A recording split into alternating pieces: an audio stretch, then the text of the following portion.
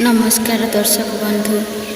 जय जगन्नाथ। मनुष्य स्वप्न देखे बड़ घर करी, बड़ चाकरी करी, बड़ गाड़ी चढ़ी, किंतु करें ना। मनुष्य स्वप्न देखे डॉक्टर हेबी, इंजीनियर हेबी, भल मनीष हेबी, बड़ मनीष हेबी, किंतु तार स्वप्न साकार हुए ना। कहीं जानते आपण मैंने आपण मान स्वप्न को साकार करने को चाहते ताहले भिडियोटी शेष पर्यंत देखापी अनुरोध। संध्या समय जड़े साधु महात्मा गाँव को जावाई स्टेशन ट्रेन को अपेक्षा करते। दृष्टि पड़ा आगे ट्रेन आसूची, ट्रेन तो आसूची, रेल धारणा उपर युवक जनक कहीं शोची। मन चिंता बसला, यही युवक जनक आत्महत्या करने स्वयं यह भावी अंध जनक दौड़ी जाए युवक जनक को उद्धार कले। युवक जनक कांदिकी चित्कार करुथांती, मते छाड़ी दियो, छाड़ी दियो। यही समय ट्रेन टी अतिक्रम करगला। सन्थ पचारे कहीं तुम्हें आत्महत्या करने को चाहूच? युवक जनक कहले, मु देखि स्वप्न मोर साकार है नहीं, तेणु मृत्यु होची मोर एकमात्र पथ।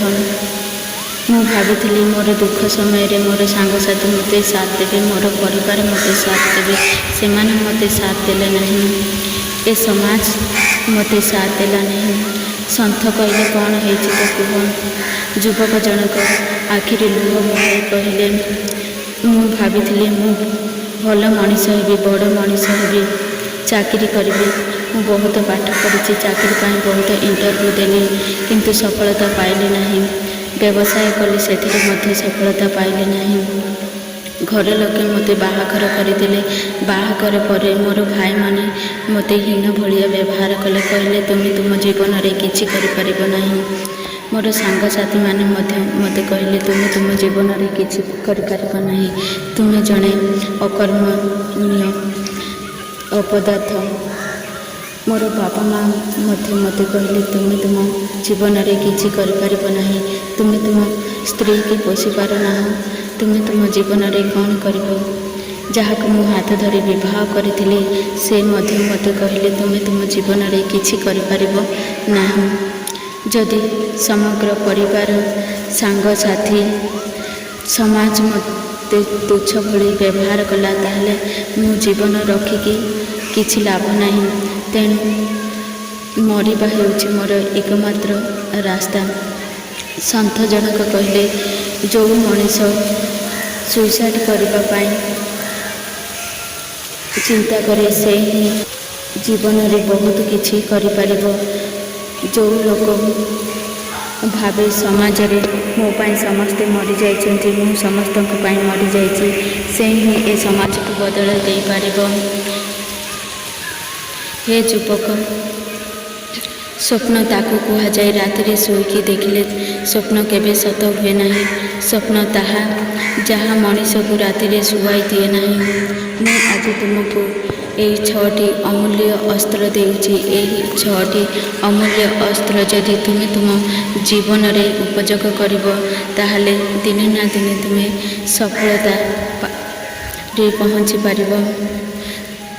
युवक जनक कहले, हे महात्मा, तुम्हें तुमर जीवन बंचाइल, एवं जीवन रखिबार दायित्व होछि तुमर, कहतु। सन्थ जनक कहले, यही 6टी नियम को जब मानि चलिब, ताहले तुम्हें तुम स्वप्न को साकार करिपारिब। यही 6टी प ही तुमर जीवन धारणा को बदल दे पारिब। युवक जनक कहले, हे महात्मा, कहतु यही 6टी प कौन? आपण मैंने भी शुणी रखु। यही 6टी प है। प्रथमे तुमर प्रथम प हो पथ। प्रथमे तुम्हें तुमर पथ बाछा कौ पथरे गले तुम्हें तुम लक्ष्य स्थल में पहुँची पार। कौ मार्ग गले तुम्हें तुम स्वप्न को साकार कर। प्रथमे तुमको पथ स्थिर करने। द्वितीय पद हूँ परिश्रम। पथ पाई तुमको कठोर परिश्रम करने, तेबे जाए तुम्हें तुम लक्ष्य स्थल में पहुँची पार। कर्म ही भगवान बिना ପରିଶ୍ରମରେ କୌଣସି କାର୍ଯ୍ୟ ସଫଳ ହୁଏ ନାହିଁ। ତୃତୀୟ ପଦ ହେଉଛି ପାରିପଣି। ତୁମ ମନ ଭିତରେ ପାରିପଣିଆ ବିରୋଧକୁ ଜାଗ୍ରତ କରିପାରିବ। ଶୟନ ସପନ ଜାଗରଣେ ତୁମେ ଗୋଟିଏ ଚିନ୍ତା କରିବାକୁ ହେବ, ମୁଁ କେମିତି ସଫଳତା ପାଇବି। ତୃତୀୟ ପଦ ହେଉଛି ପଛଘୁଞ୍ଚା। ପଛଘୁଞ୍ଚା ନାହିଁ ବୀରର ଜାତକେ। ସିଏ ହେଉଛି ବୀର ଯିଏ ସଫଳତା ପାଇବା ପାଇଁ ଦିନ ରାତି ପରିଶ୍ରମ କରେ, କେବେ ବି ପଛଘୁଞ୍ଚା ଦିଏ ନାହିଁ। ଯେପର୍ଯ୍ୟନ୍ତ ତୁମେ ତୁମ ଲକ୍ଷ୍ୟସ୍ଥଳରେ ପହଞ୍ଚି ନ ସେ ପର୍ଯ୍ୟନ୍ତ ତୁମେ ପଛଘୁଞ୍ଚା ଦେବ ନାହିଁ। ପଞ୍ଚମ ହେଉଛି ପାଗଳପଣ। ତୁମକୁ ପାଗଳଙ୍କ ଭଳି ଦିନ ରାତି ପରିଶ୍ରମ କରିବାକୁ ହେବ। ଶୟନ ସପନେ ଜାଗରଣେ ଗୋଟିଏ ଚିନ୍ତା, ମୁଁ କେମିତି ସଫଳତା ପାଇବି। ଷଷ୍ଠ ପଦ ହେଉଛି ପରର ଉପକାର। ତୁମେ ହାସଲ କରିଥିବା ସଫଳତା ଯଦି ପରର ଉପକାରରେ ନ ଆସେ ତାହେଲେ ସଫଳତାର କୌଣସି ମୂଲ୍ୟ ନାହିଁ। ତେଣୁ ସମାଜର ସେବା ହେଉଛି ସଫଳତାର ମୁଖ୍ୟ ଉଦ୍ଦେଶ୍ୟ। ତୁମ ଜୀବନକୁ ମଧ୍ୟ ସାର୍ଥକ କରିପାରିବ। ଏହା ଶୁଣି ଯୁବକ ଜଣକ ସନ୍ଥକୁ ପ୍ରଣାମ କରି ସେଠାରୁ ବିଦାୟ ନେଲା। ଏମିତି ପରିଶ୍ରମ କଲା ଯେ 2 ବର୍ଷ ଭିତରେ ସେ IAS ପାଇଲା। ଏକଥା ଶୁଣି ତାଙ୍କର ପରିବାର, ସାଙ୍ଗସାଥି, ମିଡ଼ିଆବାଲା ଦୌଡ଼ି ଆସିଲେ। କହିଲେ, ତୁମେ ତ ବହୁତ ଚାକିରିରେ ଇଣ୍ଟରଭ୍ୟୁ ଦେଇଛ କିନ୍ତୁ ସଫଳତା ପାଇନ। ଆଜି IAS ପାଇଛ, ଏହି ସଫଳତା ପଛରେ ରାଜ କ'ଣ?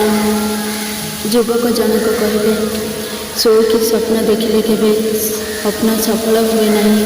ସ୍ୱପ୍ନ ତାକୁ କୁହାଯାଏ ଯାହା ମଣିଷକୁ ରାତିରେ ଶୁଆଇ ଦିଏ ନାହିଁ। ତେଣୁ ଏହି ଭିଡ଼ିଓରୁ ଏହା ଶିକ୍ଷା ମିଳିଲା ଯେ ଯେତେ ବି ଖରାପ ପରିସ୍ଥିତି ଆସୁନା କାହିଁକି ଆମେ କେବେ ଡରିବାନି କି ସୁଇସାଇଡ଼୍ କରିବା ପାଇଁ ଚିନ୍ତା କରିବା ନାହିଁ। ଆମେ ଆମ ସଫଳତା ପାଇଁ କଠୋରରୁ କଠୋର ପରିଶ୍ରମ କରିବା, ତେବେ ଯାଇ ଆମେ ସଫଳତା ପାଇପାରିବା।